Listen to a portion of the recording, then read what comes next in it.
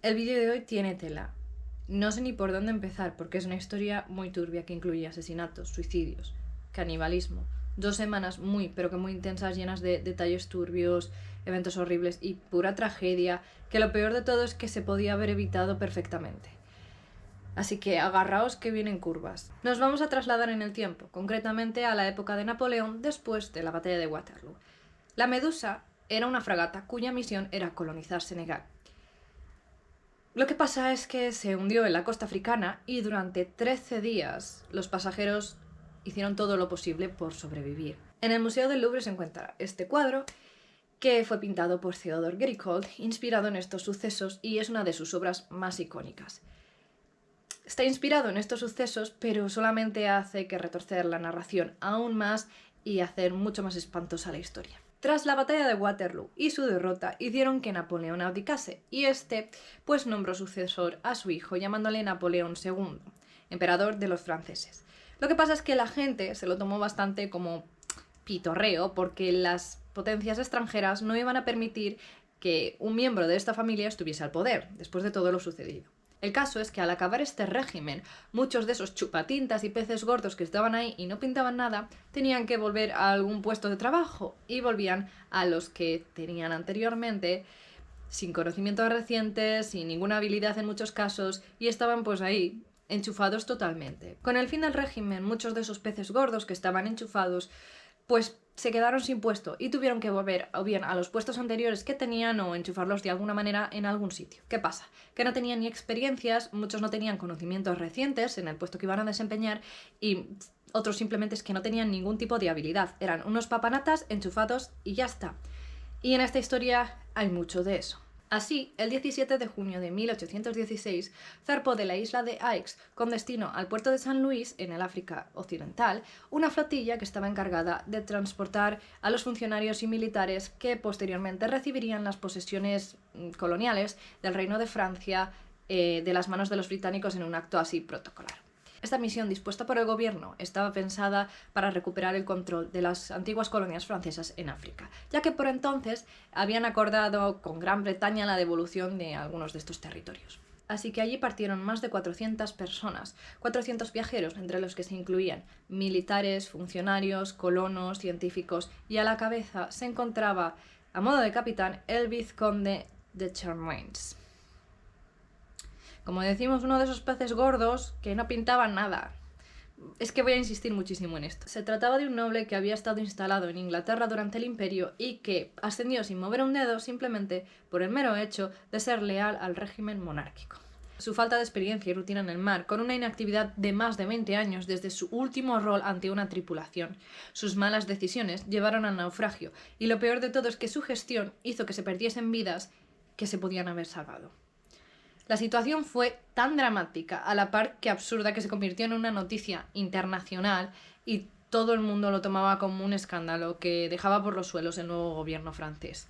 Así, como decimos, el 17 de junio de 1816 comenzó la navegación desde la isla de Aix con destino a África. Esta flota estaba compuesta por la fragata Medusa, que es la protagonista de nuestra historia, además del buque de carga Loire, el bergantín Argus y la corbeta Echo. En la Medusa había 400 pasajeros, y entre ellos había muchos de estos peces gordos, que incluían el nuevo gobernador de Senegal, su familia y, bueno, gente importante. 10 días después llegaron a Madeira y el 28 de junio llegaron a Tenerife, donde cargaron los barcos con más provisiones. El siguiente destino era el puerto de San Luis. Desde el comienzo, la tripulación estaba cuestionando constantemente las decisiones del capitán, cuyo único interés era llegar cuanto antes, sin importar pues riesgos, logística y demás. Así, tomó una ruta que estaba llena de bancos de arena y de arrecifes. Como era de esperar, unos días más tarde, el 2 de julio, el barco naufragó, encallándose en el barco de Anguin a 60 kilómetros de la costa. Sin éxito para liberarse y luchando contra la marea alta, tomaron otra alternativa. Era la de salir de allí, pero por supuesto, como podéis imaginar, no había botes suficientes para todos los pasajeros, así que tuvieron que improvisar una especie de balsa a la que llamaron la machine y que construyeron con los tablones y mástiles del barco. El principal propósito era intentar aligerar el barco para que hubiese algo de esperanza. Iban a colocar los alimentos, las provisiones y los objetos más pesados, pero por supuesto el capitán se negó a retirar los cañones de la cubierta debido a su valor, un total de 14. Aún así, el barco logró remontarse unos 30 centímetros hacia la superficie, pero seguía siendo insuficiente. Debido a esto, de las 400 personas, 147 tuvieron que compartir espacio en esta superficie de 20 por 7 metros que los botes iban arrastrando. Por supuesto, sin éxito. Muchos murieron rápidamente intentando llegar al centro de la balsa. Además, como no había espacio, tenían que ir de pie, y con el vaivén de la balsa y la aglomeración, solamente era un riesgo constante de gente cayéndose por la borda. No tardaron en perder el amarre, cuando solamente estaban a 35 kilómetros de la costa. Realmente era poco, pero no se trataba de un accidente. Por supuesto que no. El 5 de julio hubo tormentas que atemorizaron aún más a la tripulación, y el capitán tomó una decisión que no era precisamente improvisada. La balsa suponía un lastre y un obstáculo que hacía inestable a los botes. Así de simple. El miedo de estos señoritingos que iban en los botes más cómodamente por ser asaltados por esta gente que iba en la balsa y perder así su puesto era tan fuerte que el capitán simplemente soltó las cuerdas y abandonó a casi 150 personas. Cuando los náufragos entendieron la situación, se convirtió en simplemente desesperación. Durante 13 días interminables la agonía era constante. El primer día 20 hombres perdieron la vida. Se comentaba que había sido suicidio, tampoco se descartaba la idea del asesinato porque nadie podía narrar con calma y lógica los eventos debido a los traumas. Los más débiles, los que, estaban enfermos y heridos, se arrojaban por la borda sin ningún tipo de piedad. La comida y el agua apenas duraron unas horas. Lo único que podían beber era vino.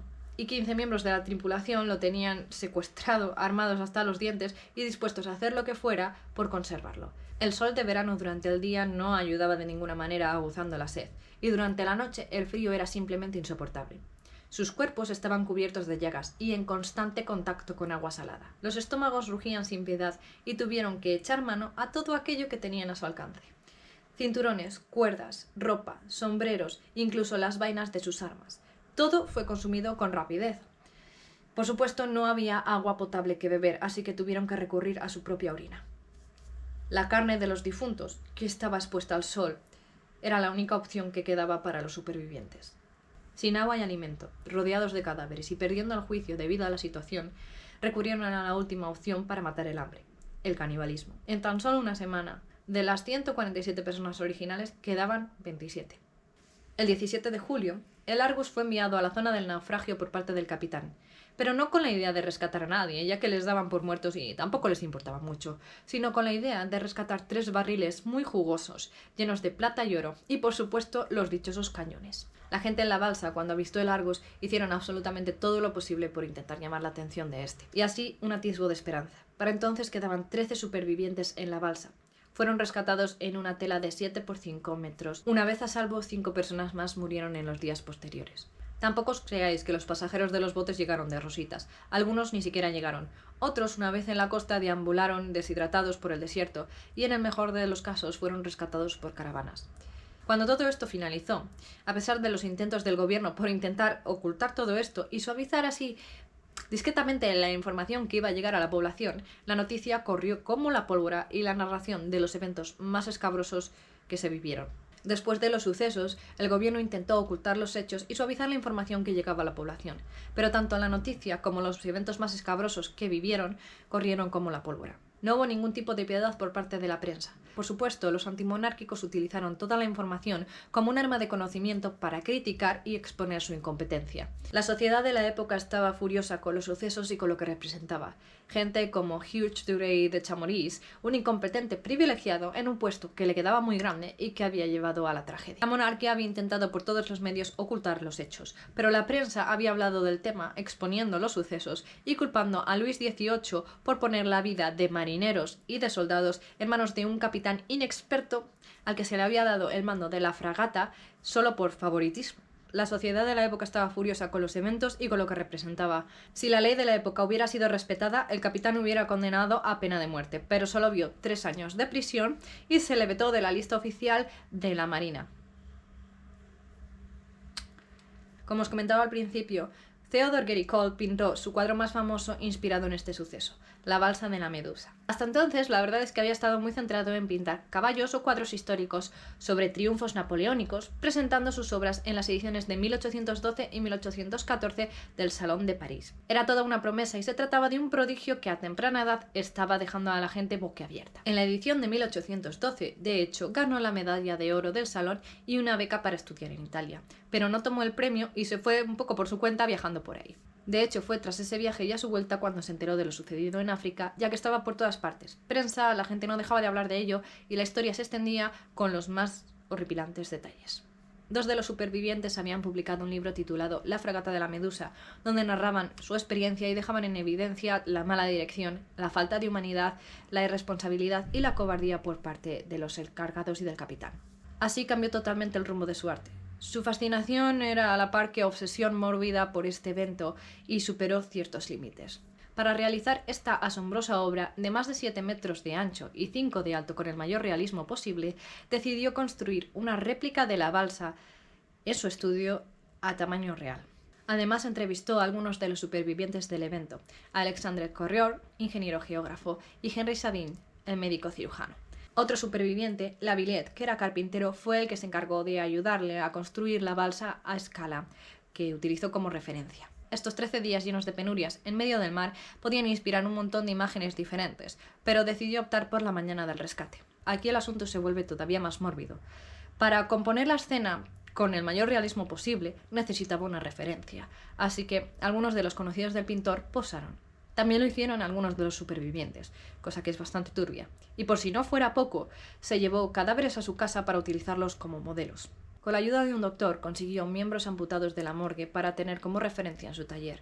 Piernas, manos, muslos, cabezas, y así poder conseguir la textura y colores más fieles a la carne que estaba en estado de putrefacción, así como representar la rigidez post-mortem. Trabajó sin apenas descanso durante 8 meses, desde noviembre de 1818 hasta junio de 1819. El cuadro se presentó en el Salón de París ese mismo año, en 1819, y la expectación era abrumadora. Era una historia aún fresca en la memoria a pesar de todos los intentos por intentar ocultarla. Sin embargo, optó por no hablar directamente del tema y presentó el cuadro bajo el título Escena de un náufrago, evitando cualquier referencia a la medusa cuando se presentó el cuadro en el salón. Obviamente, la gente sabía perfectamente de qué se trataba y la reacción fue incendiaria, especialmente teniendo en cuenta de que en el Salón de París se habían alojado obras con el propósito de ensalzar y celebrar estas figuras políticas y más importantes a cargo del país. Este cuadro era una bofetada abierta en toda la cara en su propia casa. Así que muchos decidieron criticar el cuadro con excusas ridículas para quitarle mérito. Tampoco sentó nada bien que la figura principal y más enérgica pidiendo ayuda fuera un hombre negro, ya que lo tomaron como una crítica hacia la trata de esclavos.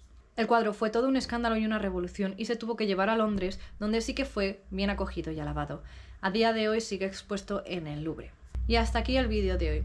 Si os ha gustado ya sabéis, dadle a like, suscribíos si no estáis suscritos. Muchas gracias a todos, especialmente a los miembros de Patreon que me ayudáis muchísimo y nos vemos.